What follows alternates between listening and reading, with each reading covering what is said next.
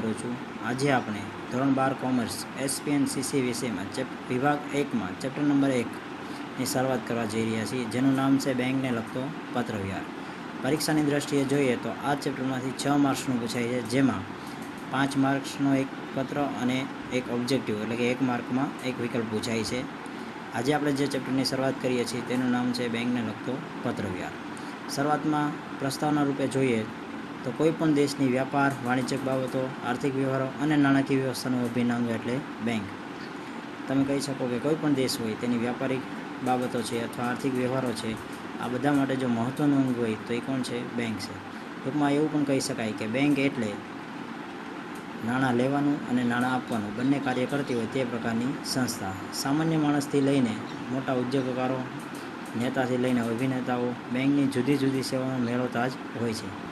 એટલે કે કોઈ પણ માણસ હોય, નાના માણસ હોય અથવા મોટા માણસ હોય, ઉદ્યોગપતિ લઈ લો અથવા અભિનેતા અથવા કોઈ પણ નેતા હોય, અત્યારે તમામ લોકો આ બેંકના સેવાનો લાભ લે જ છે। બેંકોની કાર્યપ્રણાલી જે તે દેશની આર્થિક સ્થિતિનો અંદાજ રજૂ કરે છે। એટલે કે જે બેંક કાર્ય કરે છે તેના આધારે કોઈપણ દેશની તમે આર્થિક સ્થિતિ કે કયા પ્રકારની હશે તેનો અંદાજ પણ રજૂ કરી શકો છો। બેંકોની મેન જે કાર્ય છે તે નાણાંની લેવડ દેવડ અને ધિરાણના બંને કાર્યો કરે છે। બેંક જુદી જુદી સેવાઓની સાથે આધુનિક કહી શકાય એવી ઓનલાઈન અને મોબાઈલ બેન્કિંગની સગવડતા આપે છે, જેના કારણે બેંકની સેવાઓ વધુ ઝડપી અને ગ્રાહકલક્ષી બની છે। એટલે કે બેંકના બે કાર્યો તો છે જ, તે નાણાંની લેવડ દેવડ અને ધિરાણ બંને કાર્યો, આ કાર્યો તો બેંક કરે જ છે। સાથે સાથે અત્યારે જે આધુનિક કહી શકાય કે જેની જરૂરિયાત છે ઓનલાઈન બેન્કિંગ અને મોબાઈલ બેન્કિંગ, આ સગવડતા પણ બેંક આપે છે, જેના કારણે અત્યારે બેંક ગ્રાહકમાં વધારે ને વધારે પ્રચલિત અથવા ગ્રાહકલક્ષી બની છે। આપણા દેશની તમામ પ્રકારની બેંક જેવી કે રાષ્ટ્રીયકૃત બેંક, ખાનગી બેંક, કોઓપરેટિવ બેંક, ઔદ્યોગિક બેંક, ખેતી બેંક, આ તમામના નિયમન માટે રિઝર્વ બેંક કાયદા ઘડે છે। એટલે કે કોઈ પણ બેંક હોય, ખાનગી બેંક છે, રાષ્ટ્રીયકૃત બેંક છે અથવા કોઓપરેટિવ બેંક છે અથવા ઔદ્યોગિક બેંક છે અથવા ખેતીની બેંક છે, તો આ તમામ માટે જે કાયદા ઘડવાનું કાર્ય છે એ આપણી રિઝર્વ બેંક કરે છે, જેનું નામ છે રિઝર્વ બેંક ઓફ ઇન્ડિયા, જેને આપણે ટૂંકમાં આરબીઆઈ એવું કહીએ છીએ, જે તમામ પ્રકારની બેંક પર નિયંત્રણ અને નિયમન રાખવાનું કાર્ય કરે છે અને બેંકને જરૂરી આદેશો પણ કરે છે। એટલે કે સૂચના અથવા જે આદેશ આપવાના હોય તો એ પણ એ આરબીઆઈ જ આપે છે। બેન્કિંગ સેવાનો લાભ બચત ખાતું અને ચાલુ ખાતું ધરાવતા બેંકના ગ્રાહકો લઈ શકે છે। આવું તમને કોઈ ઘણીવાર વિકલ્પમાં અથવા એક વાક્યમાં પૂછાયું હોય કે બેન્કિંગ સેવાનો લાભ કોણ લઈ શકે, તો કે બેન્કિંગ સેવાનો લાભ કોણ લઈ શકે, તો કે ચાલુ ખાતું અને બચત ખાતું ધરાવતા બંને પ્રકારના ગ્રાહકો બેંકના સેવાનો લાભ લઈ શકે। એટલે કે તમારે જો બેંક સેવાનો લાભ લેવો હોય તો તમારી પાસે બચત ખાતું અથવા ચાલુ ખાતું હોવું જોઈએ। તો આ હતી તેની પ્રસ્તાવના। હવે આપણે જે મેન વાત કરવાની છે કે બેંક સાથેનો પત્રવ્યવહાર જોઈએ, એમાં ઘણી બધી બાબતો જે મહત્ત્વની છે ત્યાં હું તમને કહેતો જઈશ। સૌથી પહેલાં બેંક સાથેનો પત્રવ્યવહાર। બેંક સાથેનો કોઈપણ પ્રકારનો પત્રવ્યવહાર સરળ શૈલીમાં, સ્પષ્ટ ભાષામાં અને નિયત કરેલા ઢાંચામાં કરવાનો હોય છે। આવું ઘણીવાર પૂછાતું હોય છે કે બેંક સાથે જો પત્રવ્યવહાર કરવો હોય તો કઈ રીતે કરી શકાય છે। જે વાત કરવાની છે એ બેંક સાથેનો પત્રવ્યવહાર, એટલે કે બેંક સાથે કઈ રીતે પત્રવ્યવહાર કરવાનો થાય છે અથવા ક્યારે ક્યારે કરવો પડે છે તેની વાત।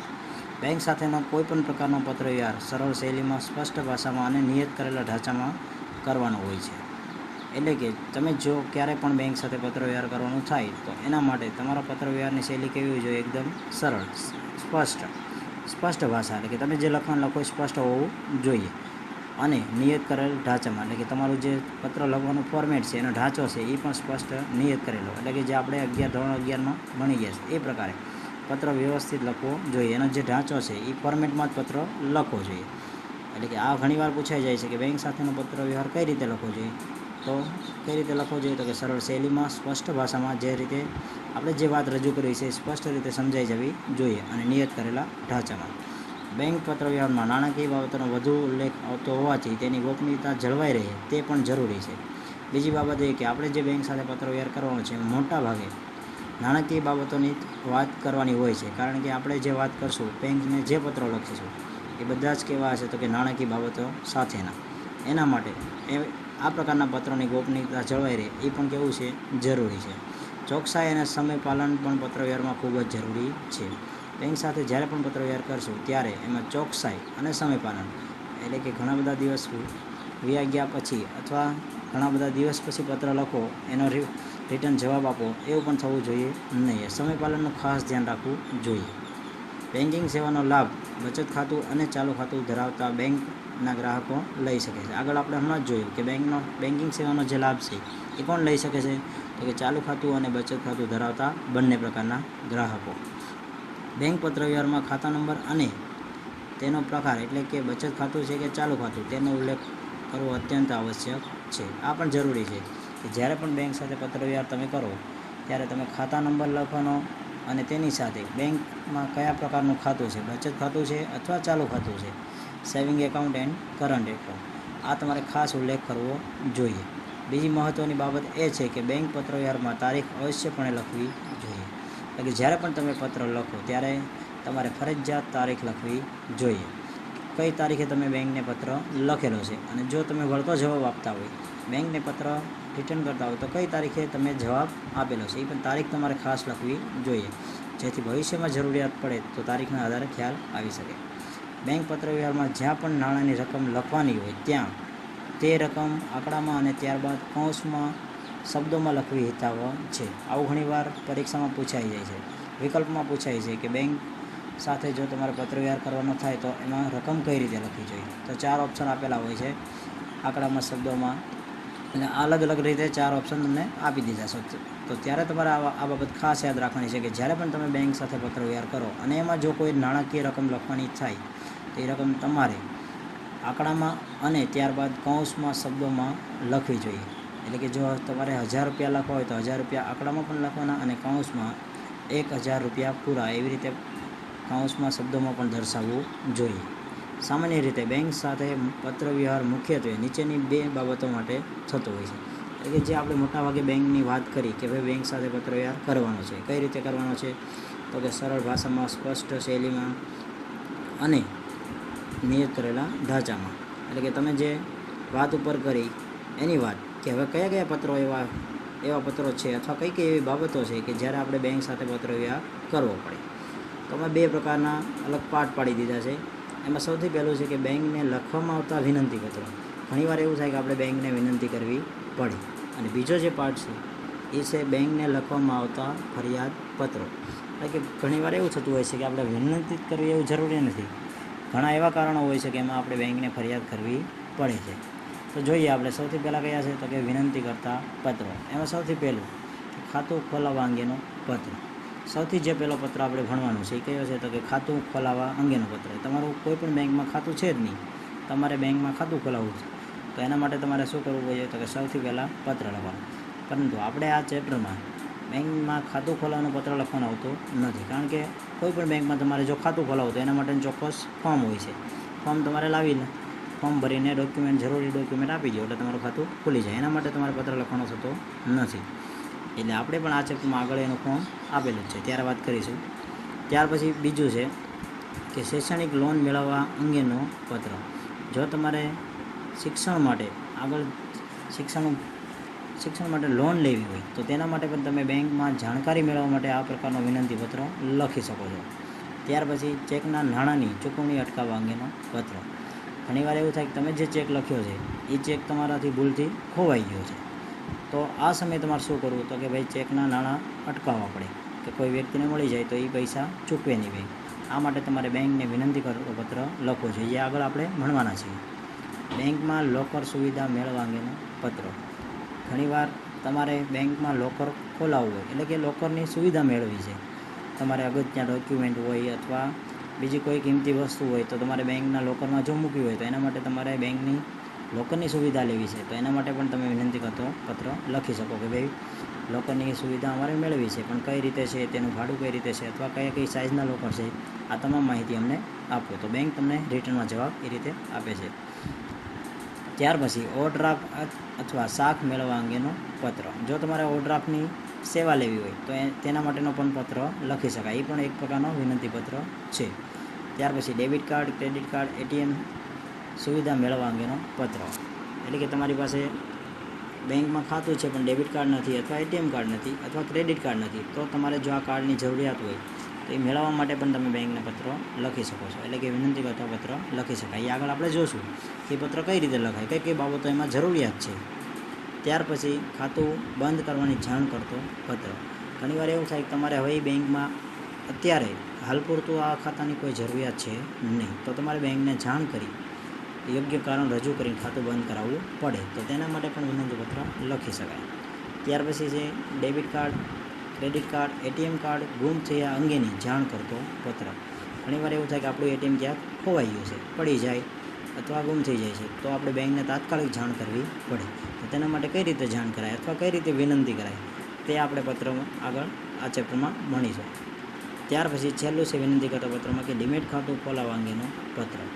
કે તમારે જો શેરની લેવડ દેવડ કરવી હોય તો એના માટે ડીમેટ ખાતું જરૂરિયાત છે.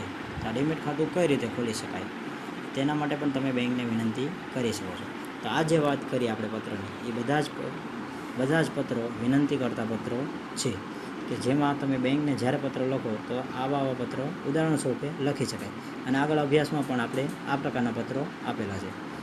ત્યાર પછી બીજા જે આપણે વાત કરી હતી કે ભાઈ ઘણીવાર એવું થાય કે બેંકની અમુક સેવાનો લાભ તમને વ્યવસ્થિત મળતો નથી, તો તમારે શું કરવું પડે, તો કે બેંકને ફરિયાદ કરવી પડે.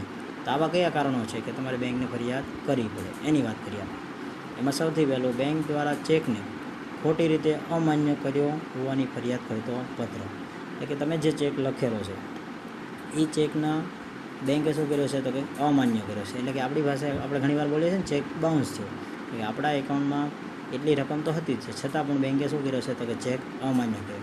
અને વેપારી માટે આ બાબત કેવી છે, ખૂબ જ મહત્ત્વની છે. કારણ કે જો ચેક બાઉન્સ થાય તો સામેવાળી વ્યક્તિ સામે વેપારીની શાખ ઓછી થાય છે, એટલે કે પ્રતિષ્ઠા જોખમાય છે. તો આવું જ્યારે બને ત્યારે બેંકને ફરિયાદ કરવી પડે કે ભાઈ તમારા કર્મચારીને કારણે અથવા તમારી કાંઈક ભૂલના કારણે અમારા ચેક અમાન્ય થયો છે, તો ફરિયાદ કરી શકાય. ત્યાર પછી બેંક સ્ટેટમેન્ટ, એટલે કે પાસબુકમાં ભૂલ જણાયેલ ભૂલનું ધ્યાન દોરતો પત્ર. એટલે કે ઘણીવાર એવું થાય કે આપણે જે રકમ જમા કરી છે અથવા તમે એટલી રકમ ઉપાડી હોય છે, તો તેની સામે પાસબુકમાં જે એન્ટ્રી પડે એમાં કદાચ ભૂલ આવે, તો ત્યારે પણ આપણે બેંકનું ધ્યાન.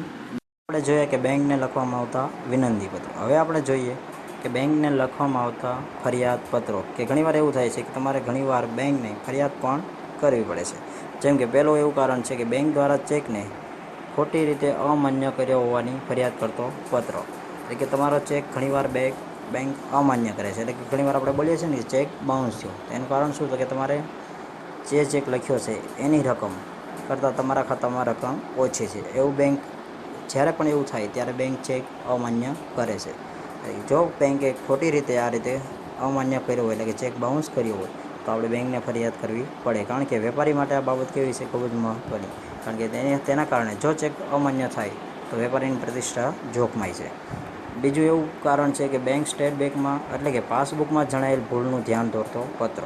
એટલે કે તમે ઘણીવાર વ્યાજ જમા થવામાં અથવા તમે જે રકમ જમા કરી છે અને તમે જ્યારે એન્ટ્રી પડાવો ત્યારે એ રકમ કરતાં ફેરફાર હોય, એટલે કે પાસબુકમાં શું થાય છે, તો કે એન્ટ્રી પડવામાં ભૂલ આવી છે. તો આવું જ્યારે બને ત્યારે પણ તમારે બેંકને ફરિયાદ કરવી પડે છે. અને ત્યાર પછી છે બેંક કર્મચારી દ્વારા થયેલી ગેરવર્તણૂકની ફરિયાદ કરતો પત્ર. એટલે કે ઘણીવાર બેંકના કોઈ કર્મચારી તમારી સાથે, તમે જ્યારે એની સાથે વાત કરતા હોય ત્યારે ગેરવર્તણૂક કરે, અથવા તમે કોઈ બાબત વિશે પૂછપરછ કરી હોય, કોઈ સેવા માટે પૂછપરછ કરી હોય અને તમારી સાથે વ્યવસ્થિત જવાબ આપે નહીં, અથવા તમારી સાથે ગેરવર્તણૂક કરે, તો આ માટે પણ તમે બેંકને ફરિયાદ કરતો પત્ર લખી શકો છો. તો આ જે વાત કરી આપણે એ છે બેંકને લખવામાં આવતા પત્રો. કે આવી બાબતો માટે આપણે બેંક સાથે પત્ર વ્યવહાર કરવાની જરૂરિયાત ઊભી થાય છે. એમાં બે પ્રકારના છે, વિનંતી પત્રો અને ફરિયાદ પત્રો. તમારે પરીક્ષામાં કયો પત્ર પૂછાણો છે એના આધારે પત્ર લખવો જોઈએ. એટલે કે સૌથી પહેલાં તો તમે જ્યારે પત્ર લખો તમારે પહેલાં પ્રશ્ન વાંચો કે પ્રશ્ન કયો હોય છે કે હાલો ભાઈ એટીએમ કાર્ડ ગુમ થઈ ગયા હોવાથી બેંકને પત્ર લખો. તો આપણે ખ્યાલ આવી જાય કે એટીએમ કાર્ડ ગુમ થઈ જશે, આપણે વિનંતી પત્ર લખવો જોઈએ. જોશું આપણે આગળ કે કઈ રીતે લખાય છે. હવે આપણે શરૂઆત કરીએ કે બેંક પત્ર વ્યવહારના ઉદાહરણના પત્રો. એટલે કે આપણે જે વાત કરીએ હમણાં કે આવા પત્ર લખવાના છે, તો કયા કયા પત્રો લખવાના છે એની વાત કરીએ. એમાં સૌથી પહેલો ખાતું ખોલાવવા અંગેનો પત્ર. હમણાં મેં આગળ વાત કરી કે ખાતું ખોલાવવા માટે બેંકમાં પત્ર લખવામાં આવતો નથી. એના માટેનું શું હોય છે, ચોક્કસ ફોર્મ હોય છે, ફોર્મ લાવીને તમારે ભરી આપવાનું છે. જોઈએ આપણે શરૂઆતમાં. સામાન્ય રીતે બેંકમાં ખાતું ખોલાવવા માટે પત્ર લખવાનો હોય નહીં. બેંક દ્વારા નિયત કરેલા ફોર્મમાં જરૂરી વિગતો ભરી માંગ્યા પ્રમાણેનો પુરાવો આપી જે તે બેંકમાં જમા કરવાનું હોય છે અને બેંક ભરેલા ફોર્મની ચકાસણી કરી અરજદાર પાસે ખાતું ખોલવા માટે જરૂરી લઘુત્તમ જમા રાશિ લઈને ખાતું ખોલી આપે છે. આપણે વાત કરી તે રીતે કે બેંકમાં ખાતું ખોલવા માટે તમારે કોઈપણ પ્રકારનો પત્ર લખવાનો છે નહીં. આવું એક્ઝામમાં ઘણીવાર પૂછાઈ ગયું છે, બરાબર. તો યાદ રાખજો કે ખાતું ખોલવા માટે બેંકને પત્ર લખાતો નથી.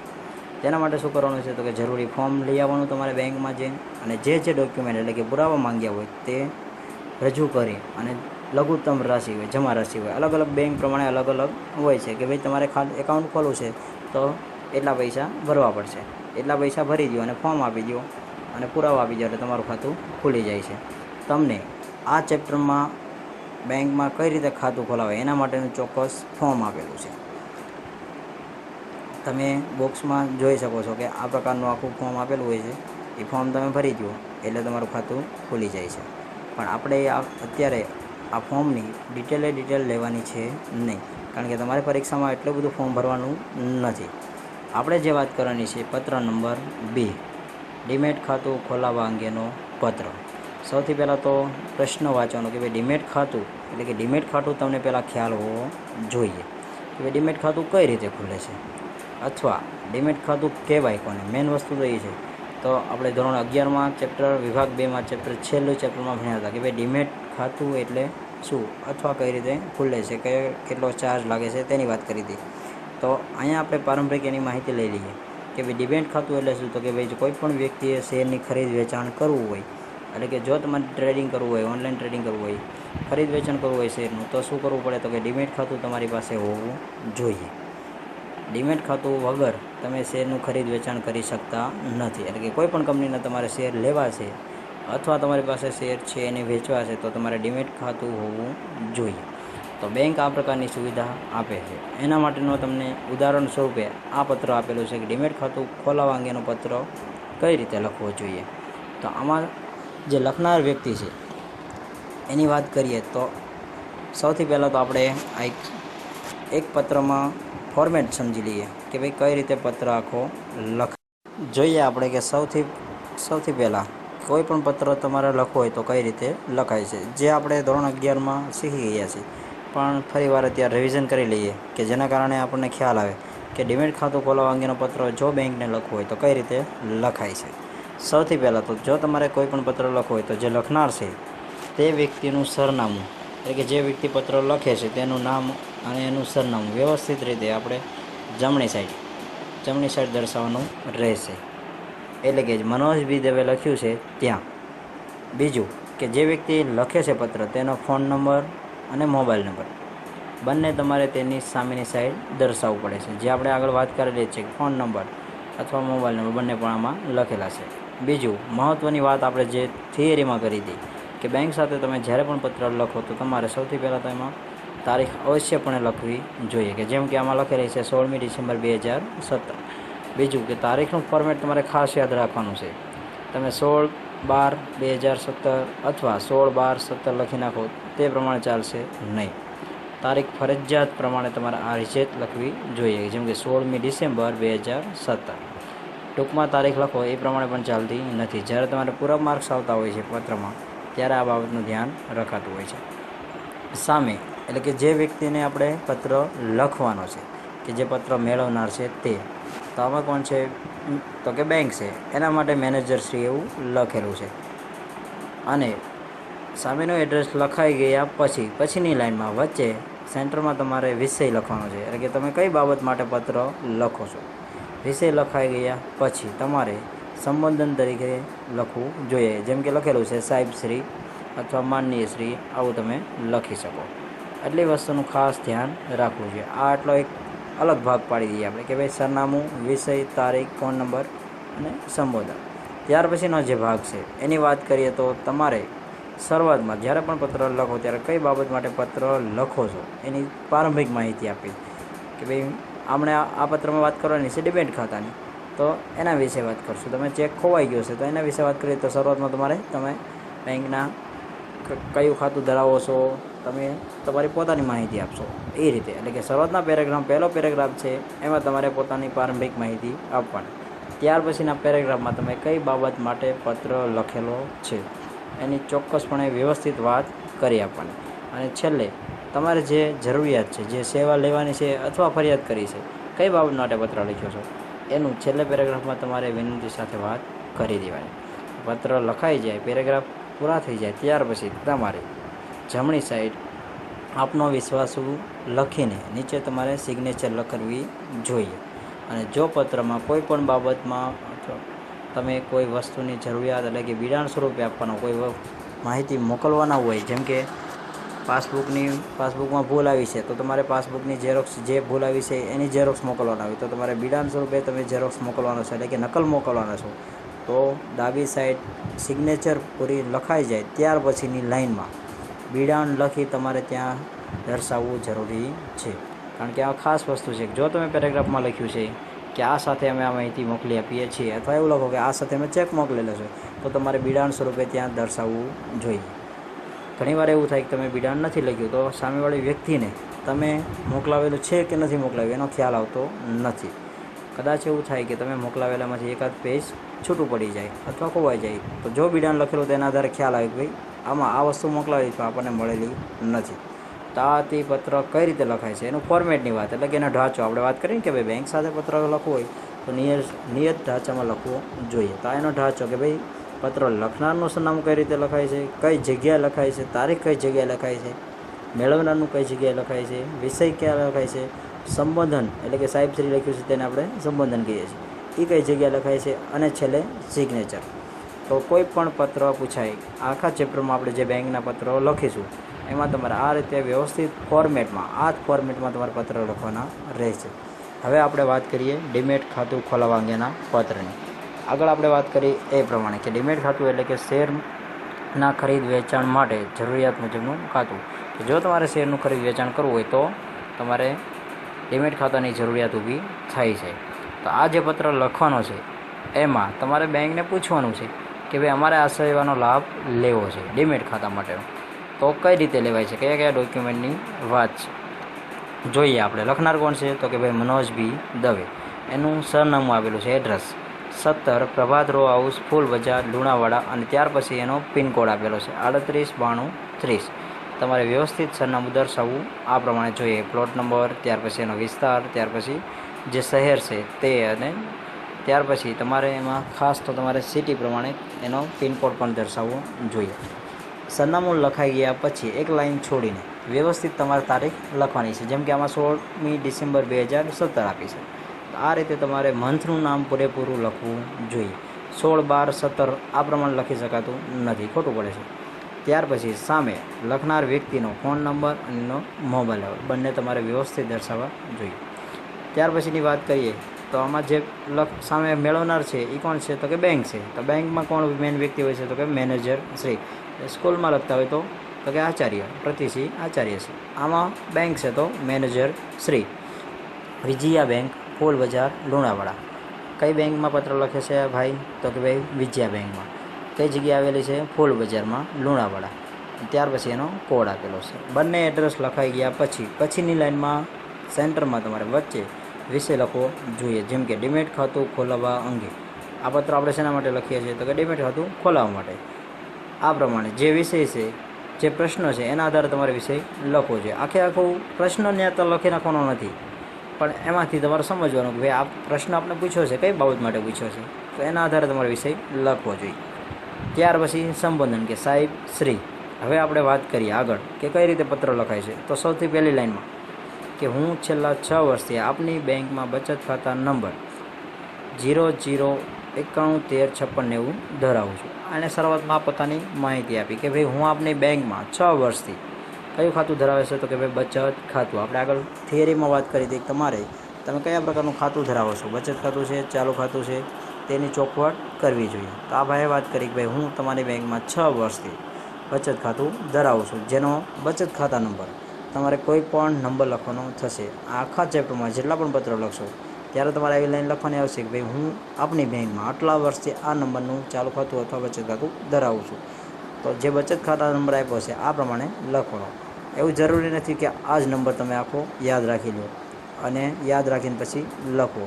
તમે કોઈ પણ નંબર લખી શકો. આ નંબર ગોખવાની જરૂરિયાત છે નહીં, કારણ કે આપણે ઉદાહરણ લખીએ છીએ. ઉદાહરણમાં તમે કોઈ પણ એકાઉન્ટ નંબર લખી શકો છો. છેલ્લા 6 વર્ષમાં બેંક દ્વારા નવી યોજનાઓ અને ગ્રાહકલક્ષી સેવાઓ શરૂ કરવામાં આવી, તેનાથી સમગ્ર લુણાવાડા પંથકમાં બેંકની પ્રતિષ્ઠા વધી છે. એ ભાઈ વાત કરે છે, ભાઈ 6 વર્ષથી તમે જે બેંકમાં નવી યોજના હોય અથવા અલગ યોજનાની જે ગ્રાહકોને લાભ આપ્યો છે, તેના કારણે બેંકની પ્રતિષ્ઠા કેવી છે, તો કે ખૂબ વધી ગઈ છે. આ શરૂઆતમાં મેં વાત કરી તેમ કે ભાઈ પ્રારંભિક માહિતી આપવાની. હવે આપણે જે વાત કરવાની છે તેની વાત. તાજેતરમાં બેંક દ્વારા શરૂ કરવામાં આવેલા ઓનલાઈન બેન્કિંગ અને ડીમેટ ખાતા ખોલાવવા અંગેના અભિયાનને સારો પ્રતિસાદ મળ્યો છે. એટલે કે તાજેતરમાં બેંકે જે નવી સેવા શરૂ કરી છે, કઈ છે, તો કે ભાઈ ઓનલાઈન બેન્કિંગ અને ડીમેટ ખાતું ખોલાવવા માટે. આપણે થિયરીમાં વાત કરી હતી કે ભાઈ અત્યારે બેંક ગ્રાહકની જરૂરિયાત મુજબ આ બંને સેવા આપે છે, ઓનલાઈન બેન્કિંગ, મોબાઈલ બેન્કિંગ. તો આ ભાઈ વાત કરે છે કે ભાઈ અત્યારે બેંકે જે તાજેતરમાં શરૂ કરી છે સેવા ઓનલાઈન બેન્કિંગ અને ડીમેટ ખાતું ખોલાવવા માટે, આ બંને સેવાને ગ્રાહકોએ કેવો પ્રતિસાદ આપ્યો છે, તો કે ખૂબ સારો. હું પણ મારા શેરબજારના કારોબાર માટે ડીમેટ ખાતું ખોલાવવા માગું છું. હવે એણે વાત કરી મેન જેના માટે એણે પત્ર લખ્યો છે, વિનંતી કરી છે કે ભાઈ હું પણ મારું જે શેરબજાર છે એના કારોબાર માટે, એટલે કે શેરબજારના વ્યવહાર માટે ડીમેટ ખાતું ખોલાવવા માગું છું. હું મારું ડીમેટ ખાતું આપની બેંકના મારા બચત ખાતા નંબર 00715690 સાથે જોડીને કામકાજ કરવાની ઈચ્છા રાખું છું. એ ભાઈ વાત કરે છે કે ભાઈ મારે જે બેંક ડીમેટ ખાતું ખોલાવવું છે અને એમાં જે વ્યવહાર કરવાના છે એ હું આપની બેંકમાં જે બચત ખાતા નંબર ધરાવું છું તેની સાથે શું કરવા માગું છું, તો કે જોઈન કરવા માગું છું. અને એ તમામ પ્રકારના વ્યવહારો એ જ ખાતામાંથી થાય એવું કરવા માગું છું. આપણે આગળ વાત કરેલી છે એવી ધોરણ 11માં કે ભાઈ ડીમેટ ખાતામાં તમારે ટ્રાન્ઝેક્શન કરવાના છે, એને રકમ કયા ખાતામાંથી ઉપડે, તો આ પ્રકારની સુવિધા તમને બેંક આપે છે કે તમે જ્યારે શેર ખરીદો તો તમારા એકાઉન્ટમાંથી ઓટોમેટિક એમાંથી એટલી રકમ બાદ થઈ જાય અને જો વેચો તો એટલી રકમ જમા થઈ જાય. આ પ્રકારની સેવા બેંક આપે છે. ડીમેટ ખાતું ખોલાવવા માટે જરૂરી શરતો અને નિયમોનું પાલન કરવાની હું ખાતરી આપું છું. આ ભાઈ વાત કરે છે કે ડીમેટ ખાતું ખોલાવવા માટે બેંક દ્વારા જે શરતો હોય અથવા જે નિયમો હોય એનું હું પાલન કરીશ, તેની હું ખાતરી આપું છું. ડીમેટ ખાતાની શરત પ્રમાણે હું મારા ખાતામાં ત્રિમાસિક ધોરણે રાખવું પડતું રૂપિયા 5,000નું લઘુત્તમ બેલેન્સ પણ જાળવીશ. આ ઉદાહરણ સ્વરૂપે વાત કરી છે. આપણે કોઈ પણ રકમ તમે આ લખી શકો છો, 5,000, 10,000, કે ભાઈ હું ડીમેટ ખાતામાં જે લઘુત્તમ રાશિ રાખવી પડે એટલી પણ રાખીશ. કેટલી વાત કરી છે? 5,000.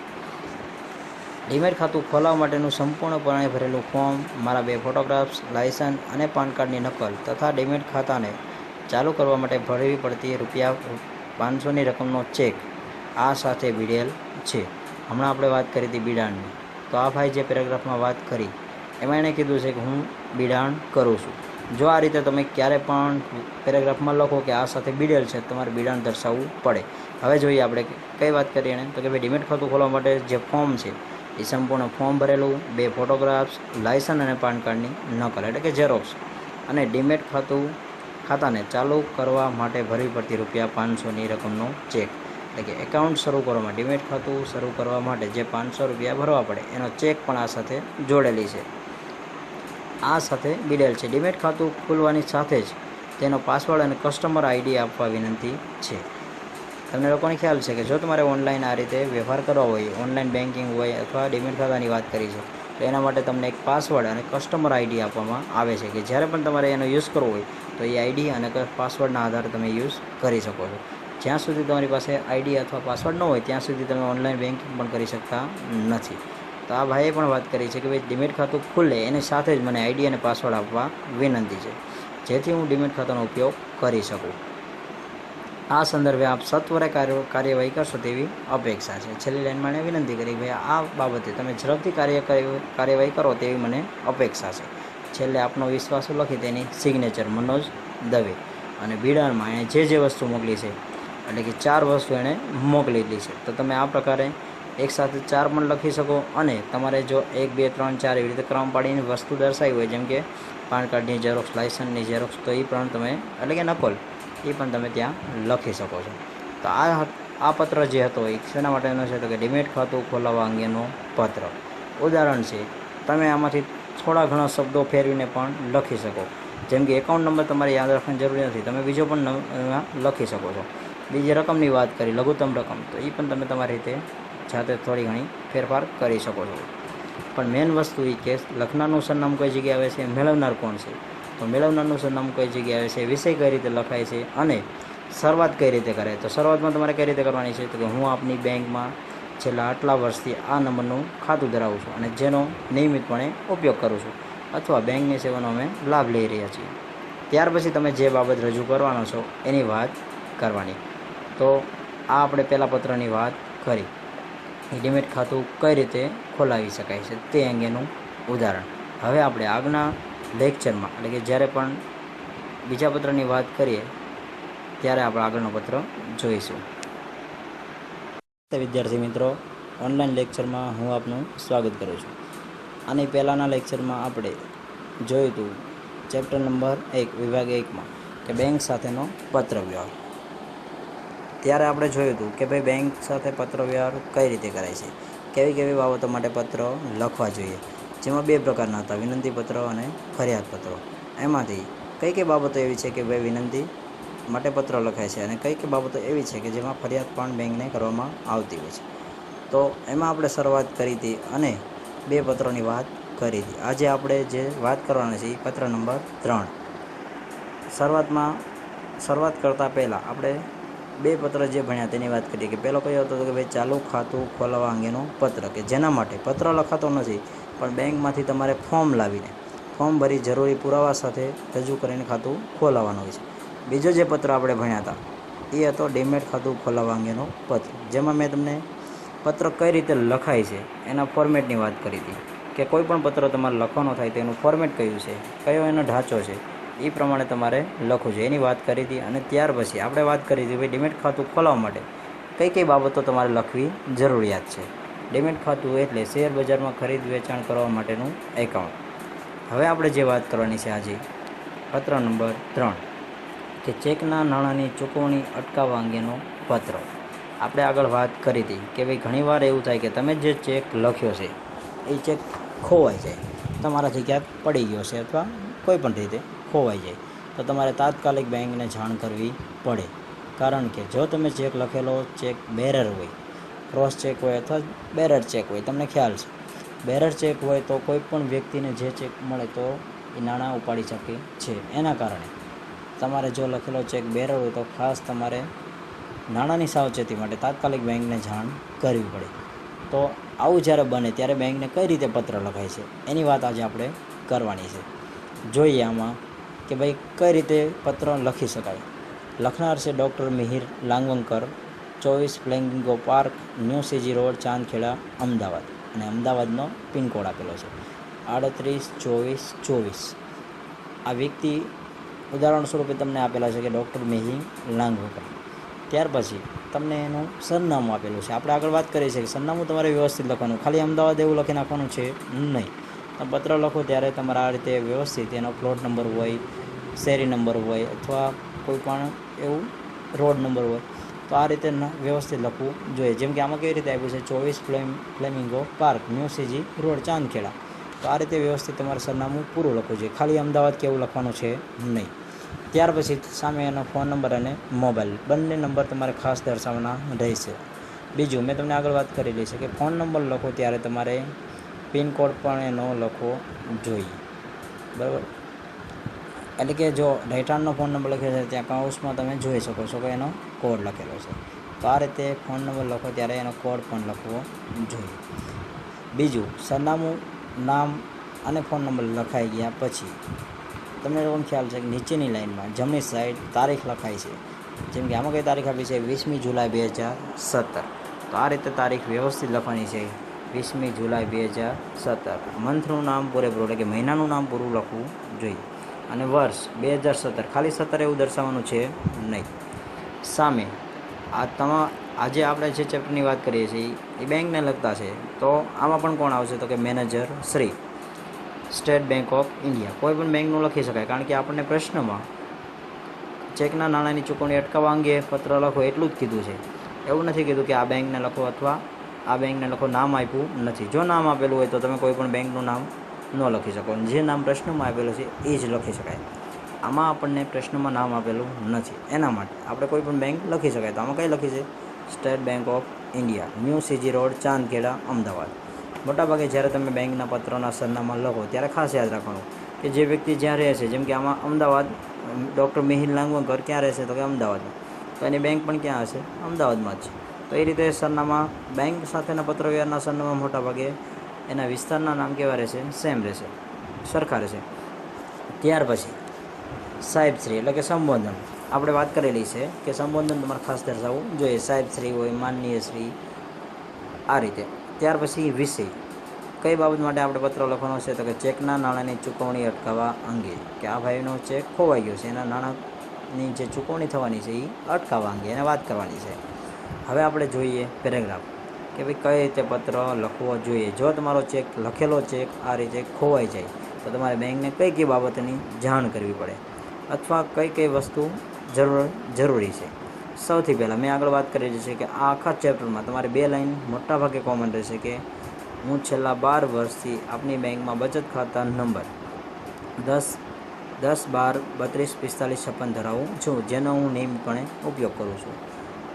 આપણે આગળ ડીમેટ ખાતામાં પણ એ રીતે જ લખ્યું હતું કે ભાઈ હું છેલ્લા આટલા વર્ષથી આ નંબરનું બચત ખાતું ધરાવું છું. ટૂંકમાં એકાઉન્ટ નંબર તમે કોઈ પણ લખી શકો છો. તો આ ભાઈ વાત કરે છે કે ભાઈ છેલ્લા 12 વર્ષથી હું આપની બેંકમાં બચત ખાતું ધરાવું છું અને આ મારો એકાઉન્ટ નંબર છે. હવે જે વાત કરવાની છે તે મારા ચેકના નાણાંની ચૂકવણી અટકાવવા અંગે આજે સવારે થયેલી ટેલિફોનિક વાતચીતના અનુસંધાને આ પત્ર લખી રહ્યો છું. એ ભાઈ વાત કરે છે કે ભાઈ આજે જે મારા ચેકના નાણાંની ચૂકવણી અટકાવવાની છે એના માટે મેં તમને સવારે ટેલિફોનિક એટલે કે મોબાઈલ પર ફોન દ્વારા વાત કરી દીધી છે. એના અનુસંધાનમાં મેં તમને જે ફોનમાં માહિતી આપી એના અનુસંધાને હું પત્ર લખું છું અને એ બાબતની પુષ્ટિ કરવા જઈ રહ્યો છું. શ્રીયુત શ્રીકાંત જોશીના નામે લખાયેલો તારીખ 19મી જુલાઈ 2017નો તમારી બેંકનો ₹10,000નો ચેક કે જેનો નંબર 0236308 છે. આ 4 વસ્તુ ખાસ મહત્ત્વની કે જ્યારે તમે બેંકને આ પ્રકારના પત્ર લખો તો તમારે આટલી વસ્તુ દર્શાવવી જોઈએ. કઈ વસ્તુ તો કે સૌથી પહેલાં તમે ચેક કોને લખેલો હતો?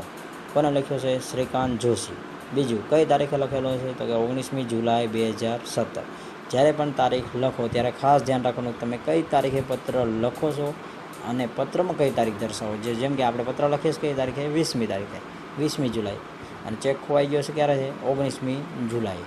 એટલે આ રીતે તારીખ ખાસ ધ્યાન રાખવાની, કારણ કે ઘણીવાર એવું થાય કે વિદ્યાર્થી ઉતાવળમાં લખવામાં ઉપર તારીખ કઈ લખી છે એ ધ્યાન રાખે નહીં, તો એવું ન બને, ખાસ ધ્યાન રાખવું જોઈએ. બીજું નામ, તારીખ અને હવે જે વાત કરવાની છે કે રકમ, કેટલી રકમનો તમે ચેક લખ્યો હતો એ રકમ ખાસ તમારે દર્શાવવી જોઈએ કે 5,000, 10,000, 15,000 અથવા 20,000. આ ભાઈ કેટલાનો લખ્યો હતો કે 10,000નો ચેક લખેલો હતો. અને સૌથી અગત્યની બાબત હોય તો ચેકનો નંબર, કે કયા નંબરનો ચેક તમારો ખોવાઈ ગયો છે. આ 4 વસ્તુ મહત્ત્વની. કોને લખેલો હતો, કઈ તારીખે લખેલો હતો, કેટલી રકમનો લખ્યો હતો અને કયો નંબર છે. જ્યારે પણ તમારે ચેકના નાણાં અંગેનો પત્ર લખવાનો પ્રશ્ન પૂછાય ત્યારે આ 4 બાબતો આ પત્રમાં આવવી જોઈએ. ઉપરની લાઈન કોમન છે કે હું તમારી બેંકમાં આટલા વર્ષથી આ નંબરનું ખાતું ધરાવું છું, પણ મેઇન વસ્તુ આ છે કે ભાઈ તમે કોને ચેક લખ્યો હતો, ક્યારે લખ્યો હતો, કેટલી રકમનો અને એ નંબર કયો છે. આ વસ્તુ તમારે ખાસ દર્શાવવાની છે. એ ચેક મારાથી ખોવાઈ ગયો છે. એ ભાઈ વાત કરે છે ભાઈ ચેક મારાથી શું થયું છે તો કે ખોવાઈ ગયો છે. બેરર ચેક હોવાના કારણે એ ચેક અંગે હું વધુ ચિંતિત છું. ભાઈ વાત કરી છે કે ભાઈ જે ચેક લખેલો હતો એ કેવો હતો? બેરર. એટલે કે બેરર ચેક એટલે આપણે ખ્યાલ છે કે ભાઈ જે વ્યક્તિને ચેક મળે એ ચેકનો એ માલિક બની જાય, એ પોતે એ નાણાં ઉપાડી શકે છે. જો ક્રોસ ચેક હોય તો વાંધો આવતો નથી, પણ બેરર ચેકના કારણે આ ભાઈ કહેવાય છે તો કે વધારે ચિંતામાં છે. એટલે બેંકને વાત કરી કે ભાઈ મેં આ એક ચેક લખેલો હતો અને એ ચેક બેરર હોવાના કારણે મને વધારે ચિંતા છે. જો ઉપરોક્ત ચેક નાણાંની ચૂકવણી માટે કોઈ પણ દ્વારા રજૂ કરવામાં આવે તો તેના નાણાંની ચૂકવણી કરશો નહીં. છેલ્લે એણે વાત કરી કે ભાઈ કદાચ કોઈ વ્યક્તિ આ ચેક લઈને આવે તો એના નાણાં ચૂકવવા નહીં. એવું પણ તમે લખી શકો કે તમારા અધિકારીઓને જાણ કરી દેવી આ નંબરનો ચેકના નાણાં કોઈ પણ વ્યક્તિને ચૂકવવા નહીં. આ સંદર્ભે આપ સત્વરે કાર્યવાહી કરશો તેવો વિશ્વાસ છે. અને છેલ્લે આભાર. એટલે છેલ્લે વિનંતી કરી કે ભાઈ મને વિશ્વાસ છે કે તમે ઝડપથી આ અંગે કાર્યવાહી કરશો. છેલ્લે આપનો વિશ્વાસુ અને મિહિર લાંગવણકર. આ પત્રમાં કોઈ પણ પ્રકારનું બિડાણ આવતું નથી, કારણ કે આપણે પેરેગ્રાફમાં એવું કાંઈ લખ્યું નથી, એટલે બિડાણ આપણે દર્શાવતા નથી. પણ મેઇન વસ્તુ તો કે તમે શા માટે પત્ર લખ્યો છે, તો કે ચેકના નાણાંની ચૂકવણી અટકાવવા માટે. એનો મતલબ એવો કે તમે ચેકના પૈસા કોઈ વ્યક્તિ ન ઉપાડે એવું ઈચ્છો છો. એટલે કે તમારો જે ચેક ખોવાઈ ગયો છે એની તમારે બેંકને વાત કરવાની છે કે ભાઈ મારો આ એક ચેક ખોવાઈ ગયો છે, કોઈ વ્યક્તિ એના પૈસા ન ઉપાડી જાય એના માટે જાણ કરવાની છે. ફરીવાર કહી દઉં છું, 4 વસ્તુ ખાસ યાદ રાખવાની: કોને લખેલો છે, કઈ તારીખે લખેલો છે, કેટલી રકમનો લખ્યો છે અને ચેકનો નંબર. આ વસ્તુ આમાં આવી જવી જોઈએ. હવે આપણે જ્યારે આગળના લેક્ચરમાં વાત કરીએ ત્યારે આગળના પત્રની વાત કરીશું.